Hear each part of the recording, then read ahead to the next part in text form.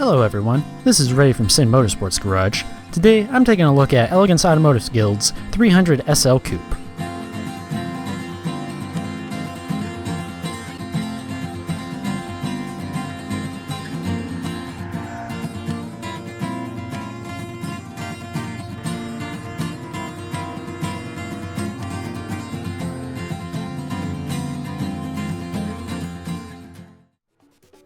The 300 SL Coupe was manufactured by Mercedes-Benz. It was produced between 1954 and 1963. It was originally offered as a two-door coupe, and then it was later offered in 1957 and onwards as a roadster as well. However, the roadster model doesn't appear in Gran Turismo 6. The car features a front-engine, rear-wheel drive layout, all of which is powered by a straight-six engine. EAG's tune puts the car at 426 pp and runs on comfort medium tires. The car is probably best considered a replica tune, although due to the way that EAG tunes their cars, it's a little bit different than others which only try to replicate the exact base model car.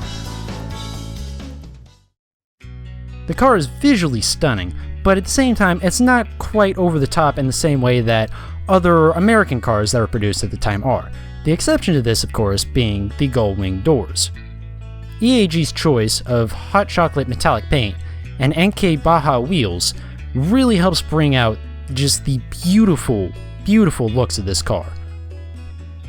But visuals aren't everything, which is why, of course, I had to take this out to the track to try it out. My first test for the car was to take it out to the Nürburgring and put it against the intermediate bots on arcade mode. Next up, I tried out the National B Classic Sports Car Series, featuring races at Madrid, Rome, and Silverstone. Finally, I wrapped up testing with a run at Goodwood. On Madrid and Rome, the car did admirably, getting first. Funnily enough, the lead car at Madrid was actually the chrome line version of the 300 SL.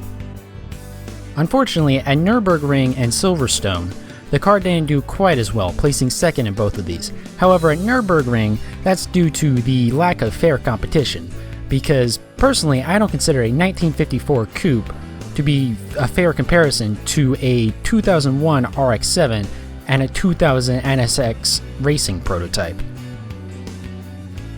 And at Silverstone, we'll go with that something got in my eye. Yeah, let's go with that. Anyways, for the final trial, I took the car out to Goodwood.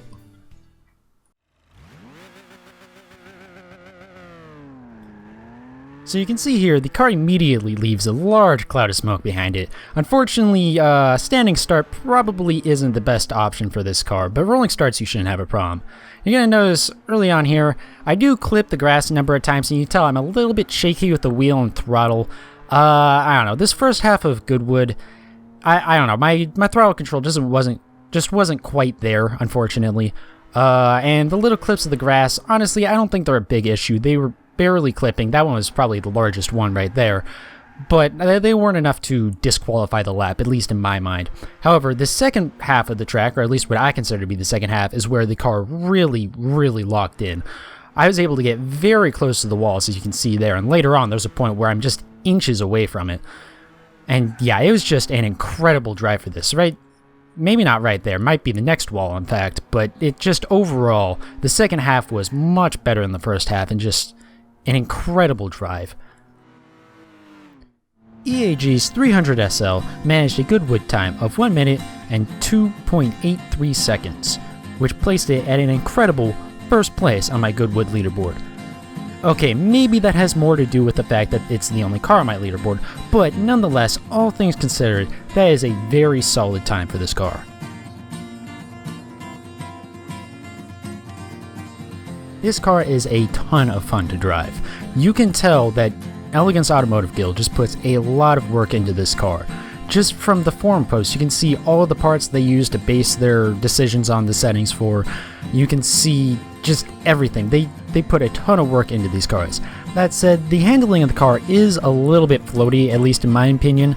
That should be expected with the, replica-esque settings and the comfort medium tires. However, it probably is worth noting because it will probably take you at least a few laps to settle into the car.